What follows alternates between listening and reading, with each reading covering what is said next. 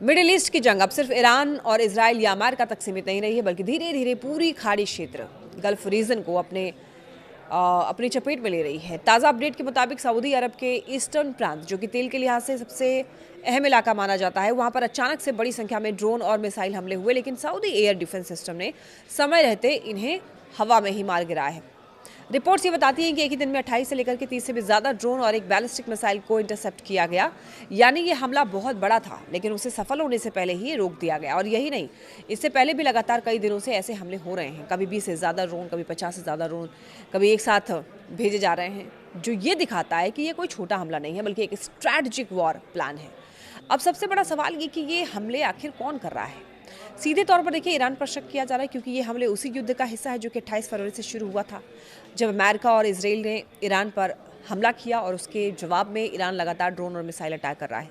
तो सिर्फ इजराइल ही नहीं, बल्कि उन देशों को भी निशाना बनाया जा रहा है जहां पर अमेरिकी सैन्य ठिकाने मौजूद हैं, जैसे सऊदी अरब, कुवैत, बहरीन आदि। अब सऊदी अरब के लिए सबसे बड़ी चिंता ये है कि उसके ज़्यादातर तेल के जो कुएँ हैं, रिफाइनरी है और एक्सपोर्ट हब है, इसी ईस्टर्न रीजन में है।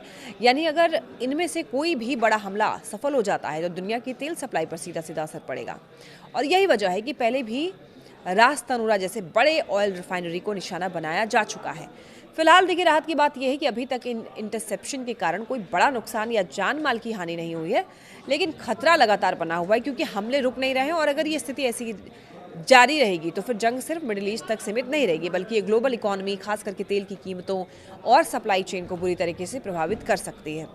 यानी सीधे शब्दों में ये कहें कि एक ड्रोन हमला, मतलब कि ये सिर्फ और सिर्फ एक ड्रोन हमला नहीं है, बल्कि आने वाले बड़े वैश्विक संकट का भी कहीं ना कहीं संकेत है।